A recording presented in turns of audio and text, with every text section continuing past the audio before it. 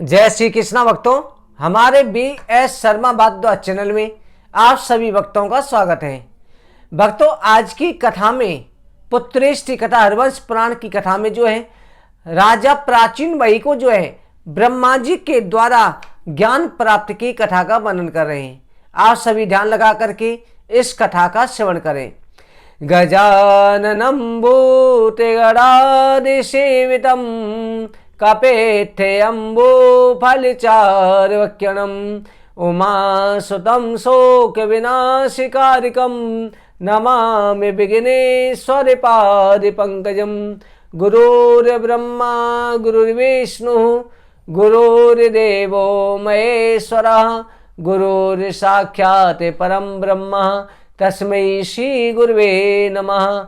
अखण्डमण्डलाकारं व्याप्तं येन चराचरं तत्पदं दर्शितं येन तस्मै श्री गुरुवे नमः।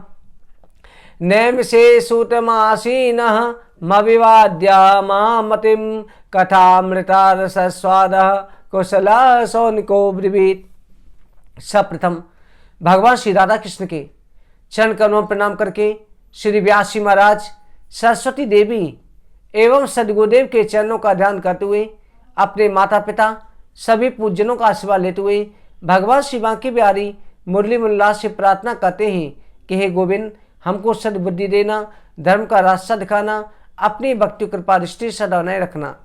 बुलेंद्रावन बिहारी लाल की जय।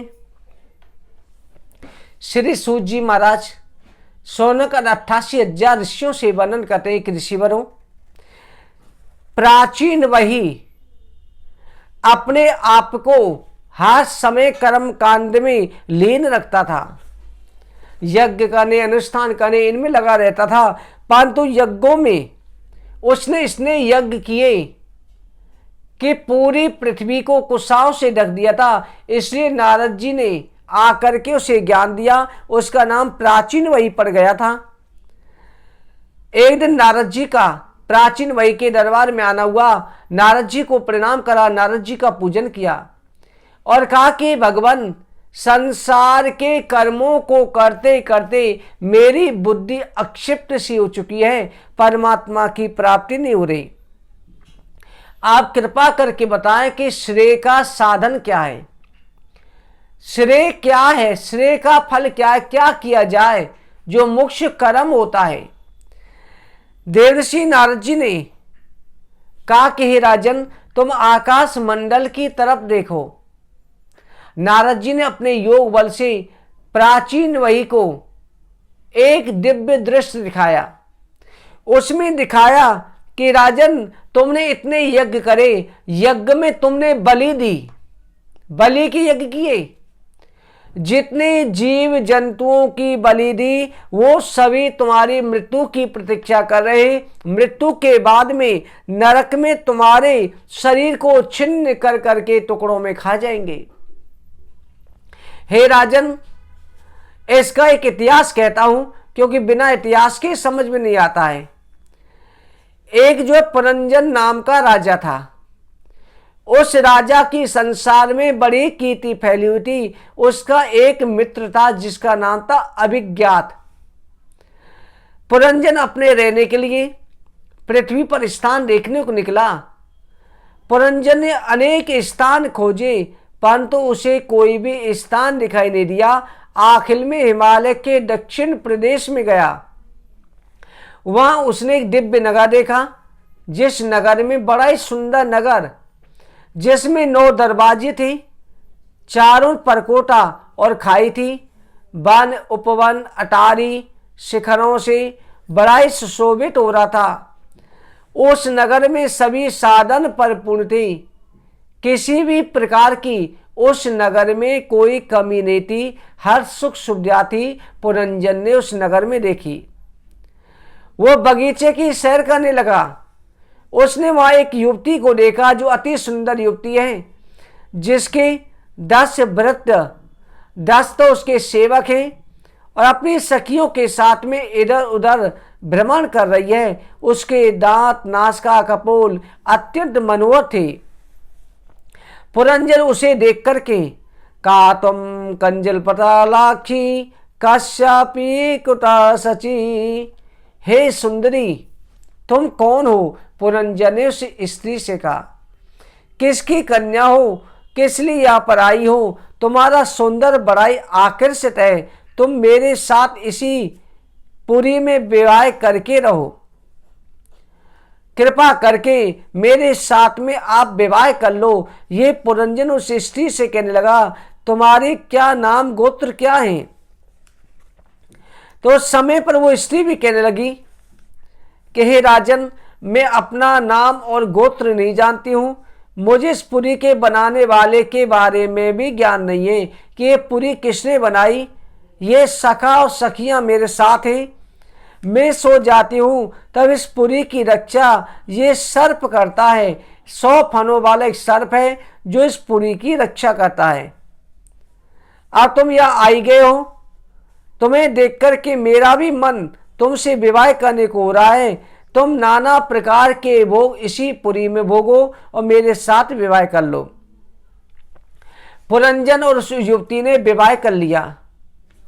हे राजन, विवाह करके पुरंजन उस पुरी स्त्री के साथ में उस पुरी में राज्य करने लगा। एक दिन राजा पुरंजन उस स्त्री के साथ में उसके साथ ही सोता, उसके साथ ही खाता, उसके साथ ही खेलता। उसका एक कीड़ा मृगसा बन गया। हमेशा उसकी लालसा हर समय पर बुद्धि उस स्त्री में लगी रहती थी। एक दिन धनुष बाण लेकर के शिकार खेलने के लिए निकला। इधर उधर घूमने लगा। आसुरी वृत्ति धारण करके उसने अनेक प्रकार के जीवों का वध किया। फिर उसके बाद में शिकार खेल कर के घर आया। उसने उस स्त्री को नहीं देखा तो दास दासियों से कहने लगा, कहाँ पर गई है मेरी प्रिय? ये कहकर के चारों तरफ घूमने लगा। उन स्त्रियों ने कहा, राजन, हम तुम्हारी रानी को नहीं जानते। आज ना जाने नाराज होकर के बिस्तर के बिना जमीन पर लेटी हुई हैं। वो स्त्री राजा पुरंजन से रूठ जाती है। राजा पुरंजन उसे मनाने लगा। उसके पैरों में गिर गया। अनेक तरह के मीठे वचन बोलकर के उसे मनाने लगा। पुरंजन ने उसे अनेक प्रकार से मना लिया और उस स्त्री के साथ में जो है वहीं पर भ्रमण करने लगा, विहार करने लगा। इस प्रकार से विहार कर रहा था। युवा अवस्था के आधे क्षण उसकी जवानी आधी घड़ी की तरह बीत गई। उस स्त्री से उसने 1100 पुत्र और 110 कन्याएं उत्पन्न करी। पांचाल देश के राजा पुरंजन ने अपने पुत्रों का विवाह सुंदरी कन्याओं का और कन्याओं को विवाह सुंदर वरों के साथ में कर दिया। यानी कि पुत्रियों का विवाह भी कर दिया, पुत्रों का भी कर दिया। अब उनके जो बच्चे हुए, एक एक के 100 पुत्र हुए, जिससे पूरा पांचाल देश जहां पर पुरंजन रहता था पूरा वंश फैल गया। इतना परिवार होने के बाद में भी राजा पुरंजन के अंदर ज्ञान नहीं हुआ। वो अपने परिवार को देखकर के प्रसन्न होता, बलि के द्वारा देवताओं को प्रसन्न करने की चेष्टा करता। उसी समय पुरंजन पर चंद्रवेग नाम के गंधर्वों के अधिपति ने चढ़ाई कर दी, जिसकी सेना में गंधर्व और गंधर्वियां ही युद्ध करते थे। जो गंधर्व और गंधर्वियां 720 थे। वह सेना पुरंजन की नगरी को भ्रष्ट करने लगी। पुरी के रक्षक प्रजागन ने, उस सर्प ने उन सैनिकों को रोका, युद्ध करने लगा, परंतु विशाल सेना के समक्ष वो कुछ नहीं कर पाया। राजा को नगर और परिवार की चिंता सता रही थी। इस चंद्रवेग राजा की एक पुत्री थी जिसका नाम जरा था। त्रिलोकी को अपना पति बनाना चाहती थी। उसे किसी ने स्वीकार नहीं करा। हे राजन, एक दिन मेरे पास में भी वो जरा आई, मुझसे विवाह करने के लिए कहा। जब मैंने मना कर दिया तब उसने मुझे श्राप दे दिया कि ऋषिवर, तुमने मेरी इच्छा पूर्ण नहीं करी, इसलिए तुम एक घड़ी से ज्यादा कहीं पर रुक नहीं पाओगे, हमेशा भ्रमण करोगे। तब मैंने समझाया कि देवी, तुम यवनराज भय को अपना पति बना लो। वो भय के पास गई। भय ने कहा कि संसार में तुम्हें कोई गैर नहीं करता, इसलिए मैं तुम्हें आज से अपनी बहन मान रहा हूं। तुम मेरे सैनिकों के साथ में जाकर के प्रत्येक प्राणियों का उपभोग करो और मेरी प्रजा के सैनिकों के साथ जाकर प्रजा का संहार करो। प्रज्वार मेरा भाई है, तुम मेरी बहन बन जाओ। तुम दोनों के साथ गुप्त रूप से संसार में भ्रमण करके मैं तुम्हारा मनोरथ पूर्ण करूंगा। हे राजन, वो स्त्री जरा को जो है यवन ने भय ने अपने पास में बैठ बना के रख लिया। उन्होंने बड़े वेग से राजा पुरंजन के नगरी पर आक्रमण कर दिया। बूढ़ा सर्प था, उसे घेर लिया। काल कन्या जरा जबरदस्ती पुरी के लोगों का उपभोग करने लगी। यवन सेनाओं ने चारों ओर से पुरी को नष्ट भ्रष्ट कर दिया। यह देखकर के पुरंजन बड़ा दुखी हुआ। उसके पुत्र पौत्र कोई भी सहायता नहीं कर सके। पूरा पांचाल देश शत्रुओं से घिर गया। राजा पुरंजन पुरी का परित्याग करने का विचार कर रहे थे। उसी समय भय के बड़े भाई प्रज्वल ने आकर के पुरी में आग लगा दी। पुरंजन व्याकुल हो गया। वो सोचने लगा, मैं कहाँ जाऊं, मेरी पतिव्रता स्त्री मेरे बिना कैसे रह पाएगी। उसी समय भय ने आके पुरी को घेरा और वो सर्प जो है पुरी को छोड़ करके भाग गया। पूरी नगरी पुरंजन नगरी जो है नष्ट भ्रष्ट हो गई। तब वो मरकर के यमलोक में राजा पुरंजन पहुंचा। जिन यज्ञ में पशुओं की बलि दी थी, उन पशुओं ने उसके शरीर के टुकड़े टुकड़े कर दिए। फिर उसके बाद में राजा पुरंजन अगले जन्म में विदर्भ राजा के घर कन्या के रूप में जन्म लिया। इसका नाम विदर्भी पड़ा। इसका विवाह मलध्वज राजा के साथ में हुआ। मलध्वज ने उससे 7 पुत्र एक कन्या उत्पन्न करी जो देवण देश के राजा हुए। इसलिए मलध्वज की कन्या का विवाह अगस्त ऋषि के साथ में हुआ था। उसका पुत्र दृढ़ हुआ। दृढ़ का इम्बवाय हुआ। मलध्वज ने अपने पुत्रों को संपूर्ण पृथ्वी को जीत करके सौंप दिया और स्वयं श्री कृष्ण भगवान की आराधना करने के लिए वन में चला गया। अब उसकी रानी बेदर्भी भी उसके साथ में चल पड़ी। अपने पति मलध्वज के साथ में कृष्ण की आराधना करने के लिए चल दी। कंदमूल फल खाकर के मलध्वज ने तपस्या करी। फिर कृष्ण की तपस्या करके भगवान कृष्ण में लीन गया। इधर जो है बेदर्भी अपने पति को मृत्यु प्राप्त देख करके उस समय पर उसके साथ सती होने लगी। उसी समय उसे के पास में पिछले जन्म का उसका जो मित्र था पुरंजन के रूप में, उसका अभिज्ञात नाम का पिछले जन्म का मित्र था, वो मित्र वहां पर आ गया और आकर के कहने लगा कि तुम कौन हो, किसकी कन्या हो, ये कौन सो रहा है, मैं तेरा मित्र हूं, तुम मुझको भूल गई हो, तुम मुझे छोड़कर के विषय भोग में लीन होने चले गए थे। तुमने विदर्भ कन्या, ना तुम विदर्भ कन्या हो ना ये तुम्हारा पति है। तुम मुझे याद रखो। नौपुरी के दरवाजे की पूरी पिछले जन्म की कहानी उसे कह सुनाई। जब उसे याद आया तब अपने मित्र के साथ में गले से लग गया और उसे पूरा जन्म याद आ गया। प्राचीन वही को ये वचन सुनाए। अभिज्ञात मित्र से सुनकर मिलकर के पुरंजन को जो है दूसरे जन्म में फिर मुक्ति मिली। प्राचीन वही ने कहा, भगवान आपका कथन में समझ नहीं सका। आपने जो कहानी सुनाई है, कथा सुनाई, ये कथा किस, इसका तात्पर्य क्या है। तब देवर्षि नाथ जी कहते हैं कि राजन, पुरंजन का अर्थ क्या है। ये जो जीव है, हमारी जो आत्मा है, यही पुरंजन है और इसका अभिज्ञात नाम का जो मित्र है वो साक्षात ईश्वर है। ये जीवात्मा अपने सुख के लिए ईश्वर को त्याग करके अपने लिए रास्ता देखती है। इसने मनुष्य योनि को देखा तो बड़ा ही प्रसन्न होती है। इस मनुष्य योनि में जो 9 दरवाजे हैं, 2 नेत्र, 2 नासिका, 1 मुख, ये 5 दरवाजे हो गए। इसके साथ में दक्षिण उत्तर दिशा में कानों के 2 छिद्र, ये अब 7 हो गए, और मल मूत्र का द्वार, ये 9 दरवाजे हो गए। इनके द्वारा जीव जो है अपनी बुद्धि नाम की जो युवती है उसके साथ में विवाह कर लेता है। बुद्धि नामक युवती की सखियां हैं, जो 10 सखियां हैं वही हमारी 10 इंद्रियां हैं।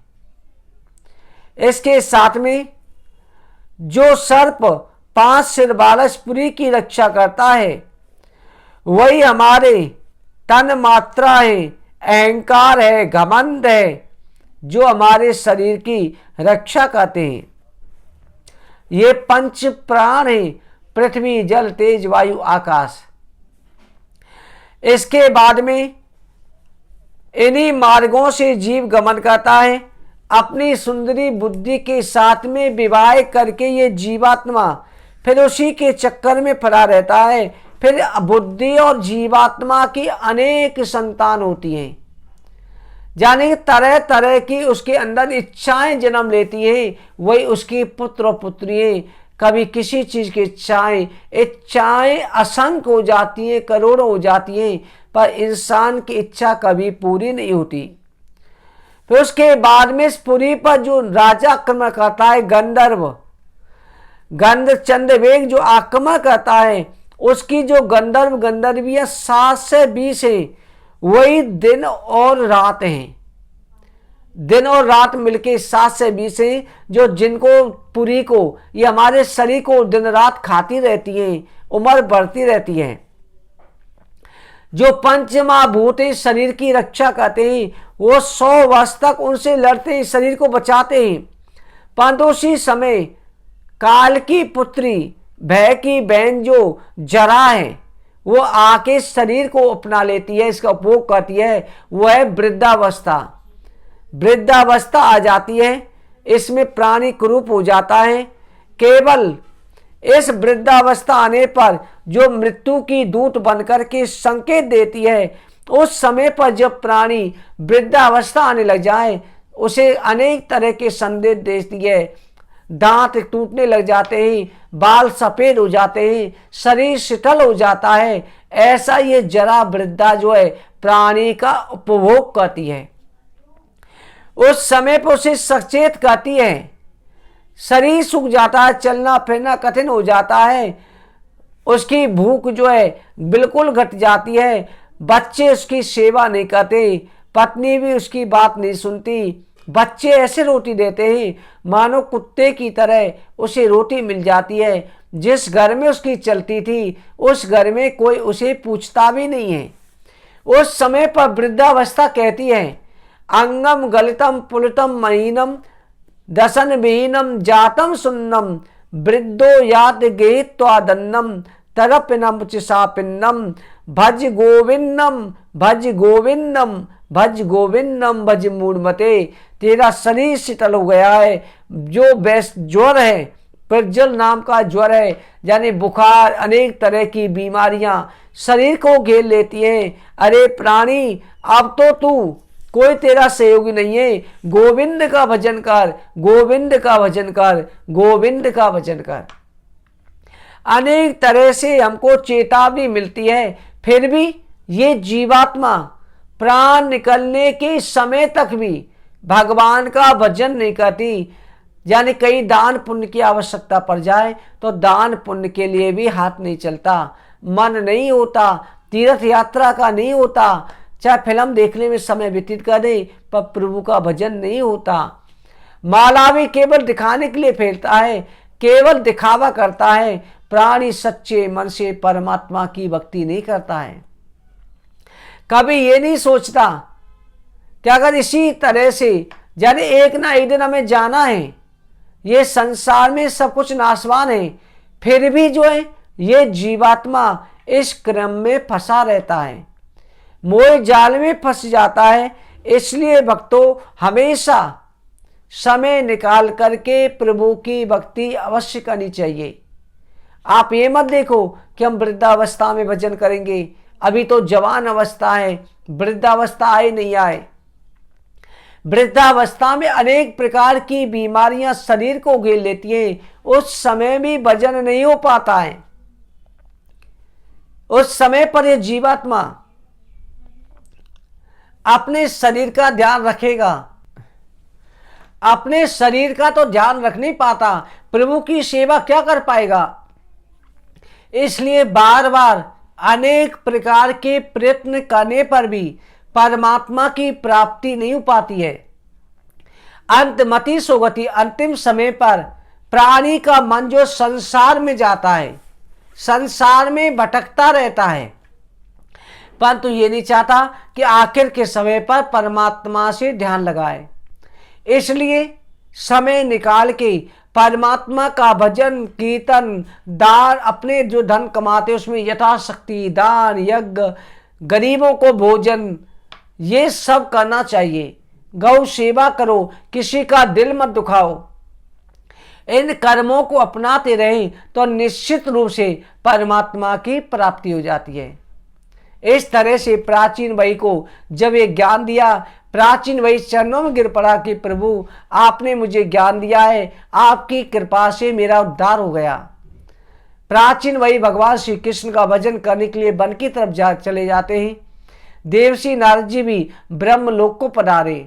भक्तजनों, जो कोई भक्त इस कथा को ध्यान लगा के सुनता है तो उसे जीवन का सत्य मालूम हो जाता है। आप ये मत देखो कि कथा समझ में नहीं आ रही, उसे समझने की चेष्टा करो कि ये ब्रह्म ज्ञान जो आपको सुनाया जा रहा है ये प्रत्येक कथाओं में सुनने को नहीं मिलता है। जो जीवन का गुण तत्व है वो उस कथा में, पुत्रेष्टि कथा में सुनाने को मिल रहा है। इसे सुने, इसे ध्यान करें, सुनने के बाद में इसे धारण करें, फिर श्रवण करें, मनन करें और चिंतन करें। मन में सोचें कि इसका तात्पर्य क्या है, फिर अपना प्रायश्चित करें कि इसे हम कर रहे हैं या नहीं कर रहे। इस तरह से आप करेंगे तो निश्चित रूप से मेरे बांके बिहारी की कृपा प्राप्त हो जाती है। आज की कथा कहीं पर विश्राम करते हैं। बलविंद्रावन बिहारी लाल की जय। जय जय श्री राधे, जय जय श्री राधे, जय जय श्री राधे श्याम।